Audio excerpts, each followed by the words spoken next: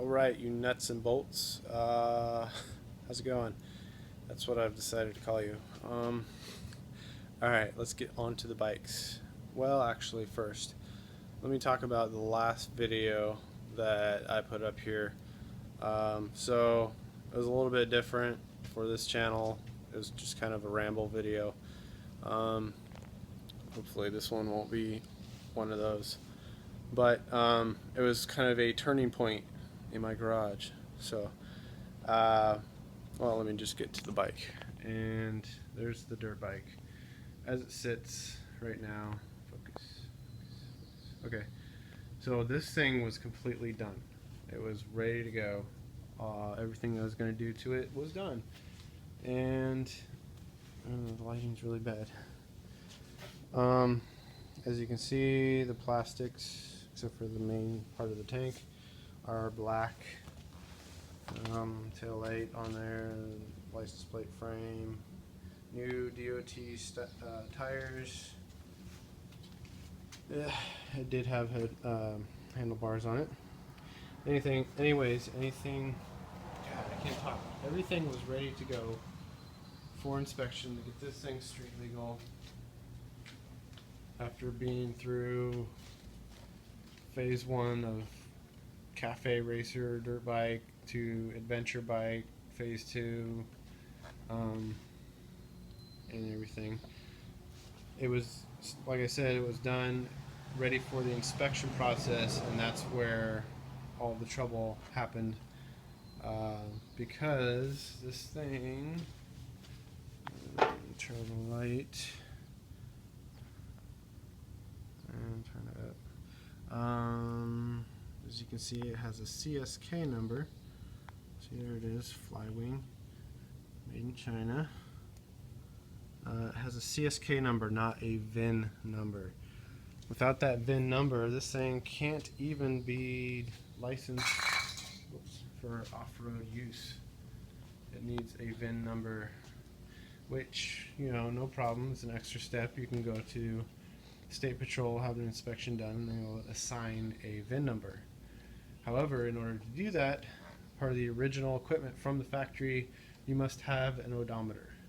This bike did not have an odometer. It didn't have any lights on it. It didn't have anything street-wise on it. So, therefore, no go on the VIN number inspection. No go on the street legal inspection or street legalization. I didn't know this before I started this project, or I would have never started this project. I had looked into it a little bit, and as far as I could tell, what it had would work. So, I was wrong.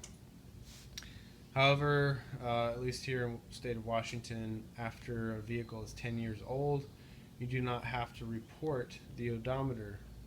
So, next year, this thing will be 10 years old. So I'm hoping or wondering if I can get it assigned a VIN number and continue the inspection process and street legalization of this next year. So this was going to be my bike for this summer, and then I'd be working on the Sportster while riding this and finish that, and I'd have my bikes. So obviously I wouldn't have had a bike to ride this summer, and it was Father's Day, and my wife asked me what I wanted for Father's Day. I wanted to do for Father's Day. She already got me some stuff for Father's Day, but I told her I just wanted to ride. That's all I want. She said, well, you've always wanted to build a cafe racer project, or have a cafe racer project.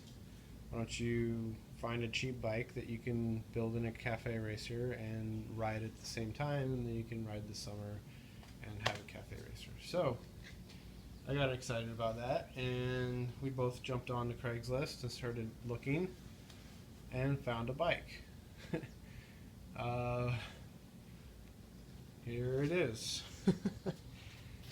And now it's in this condition right now because of what I'm doing to it right now, but it's also basically the same condition as when I got it. So let's go to the front and I'll tell you about the bike. Nice square headlight and dashboard and bad lighting. Let's go back here. So what this is a 1980 Suzuki GS 750E. Original mileage, I don't know, the odometer doesn't work really well, so it's probably not accurate. When I got the thing, the guy I got it from had it listed 500 firm. He even listed that it would make a good cafe project, and that it wasn't a 5-minute fix, but it wouldn't take very long to get going either. So I went and looked at it. It wasn't very far away. Even allowed me to come look at it on Father's Day, and I fell in love with the bike and picked it up. So backstory on it is that the guy he got it from was either the original owner or the second owner or something like that. Had ridden the thing, it was rideable, and stopped riding it for whatever reason, and it sat in his garage for about 10 years. And then the guy I got it from got it from him to do kind of a cafe project on it, and he never got the thing running right. He got it running a little bit, but it never had enough power to actually go anywhere, and so it sat in his garage for about 2 years.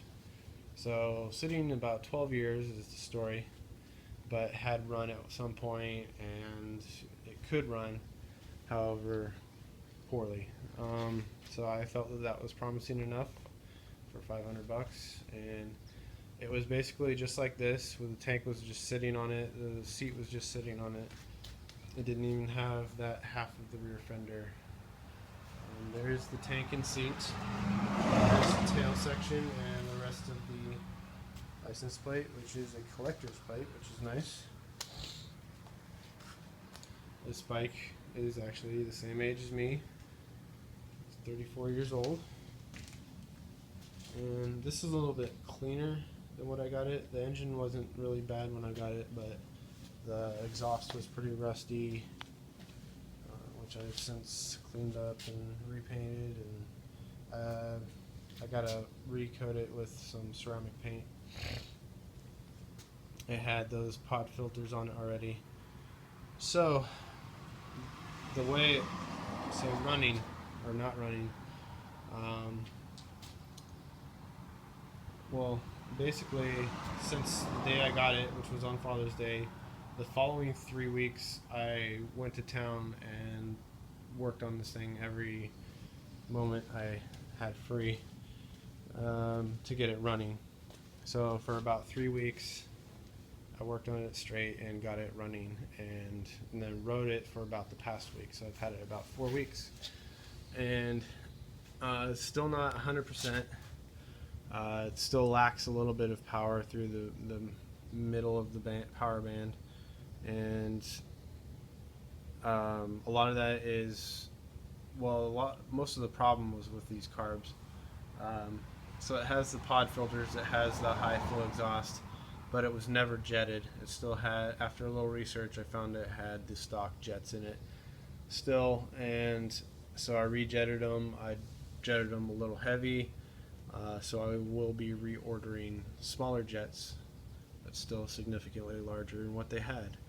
Also, the coils, for some reason, I don't know why it's designed this way, but the coils, the wires, spark plug wires, are actually glued into the coils, so you cannot replace the wires, and these wires are in poor condition, very cracked and old and brittle. So it does run with the current setup. So I will be ordering, I figure if I'm going to replace those coils, I'm going to get good ones, and just the generic bare bones cheapy replacement, it's going to be about $100 for the pair. So I'm going to order one at a time, performance ones, and replace those eventually. and that with the rejetting it again should get it running primo.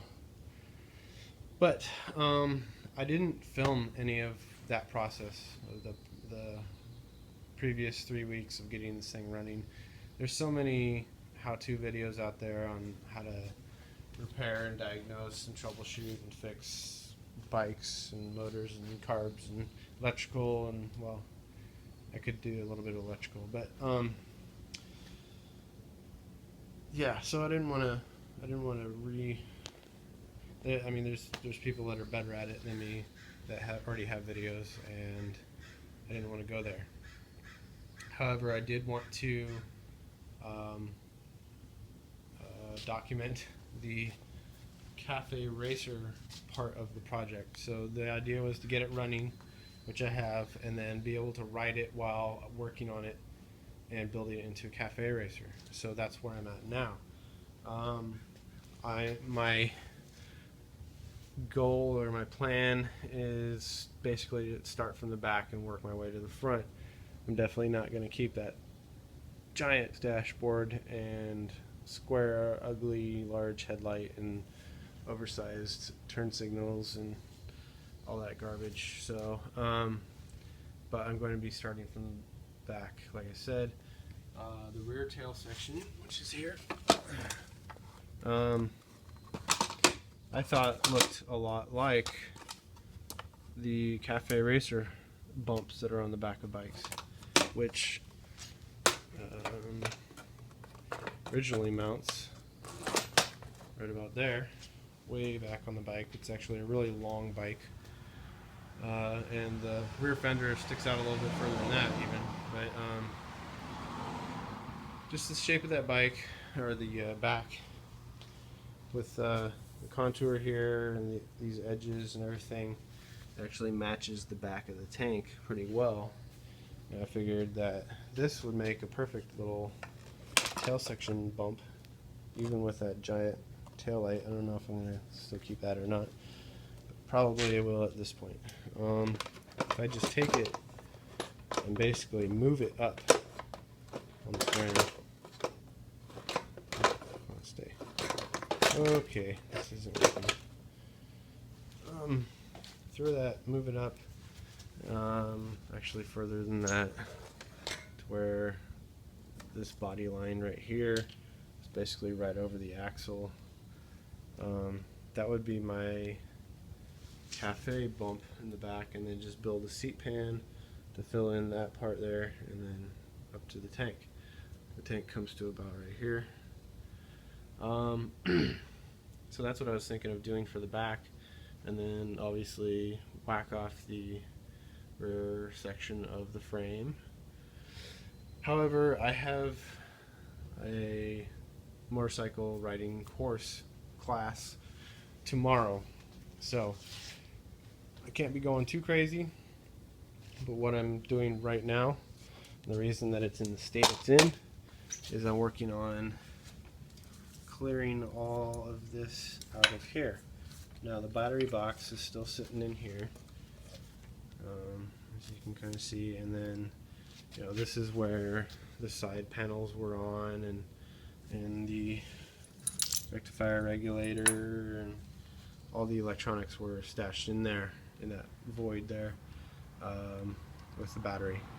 So in cafe racer style, I'm going to clear all that out of there. I'm just leaving the battery there for now, especially with the size of the battery that I have, which I just bought in order to get this thing running. I just went and replaced the stock one. I'm going to leave that battery box in there. It's pretty far down, set low down in there. So what I'm doing in this stage or step is just clearing all the electrical out, hiding it, tucking it out of the way, and I'm going to be grinding off all these tabs that were for the side panels and all that stuff, and just clear that out for now, and then put the bike back together the way it was. And then the next step, I'll tear it down, at least the tail section, and then whack off the frame, and then weld on the mounts to mount that. And that can really help me hide the electronics up in the pump, whole lot better. And yeah, that's where I'm at now. That's the stage I'm at. So yeah, the day that I picked this thing up, like I said, it was pretty much just like this, condition-wise. The tank was just set on there, the seat was just set on there, and a lot of parts were in paper bags, and all we have that we could fit the thing in is our minivan.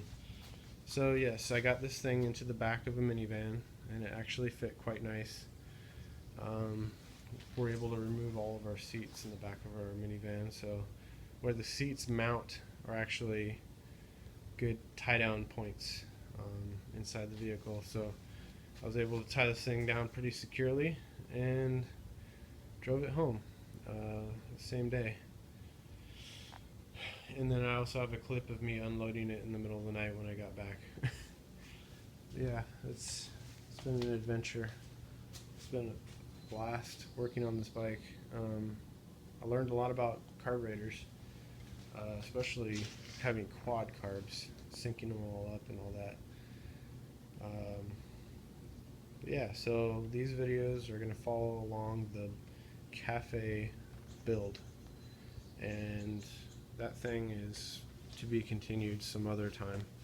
This is my main focus right now, and it's not going to be, I'm not going to do a whole lot to it. With these older standard bikes and the design of a cafe racer, there's not a whole lot you need to do. It's basically taking a lot of stuff off. But especially in my case, where I'm just going to reuse the tail section for the bump on the back, and then I'll have to fabricate the seat pan, build the seat. That's pretty much it. The rest is just modifying the rear tail section slightly, mounting on some new instruments and a new headlight, new side signals. This is the bar that I'm going with. This bar is the bar that was actually on there. That's why it doesn't have a bar. And this is actually off of a Suzuki SV650 that, when reversed and flopped down, becomes a Clubman bar. And then these are the side mirrors, bar end mirrors that I had on there. Yeah. So that's it so far. So right now I'm going to grind off all those little tabs and then tuck away the electrical and put it back together. And that'll be it for this video. So stay tuned to this build and see how it progresses. Peace.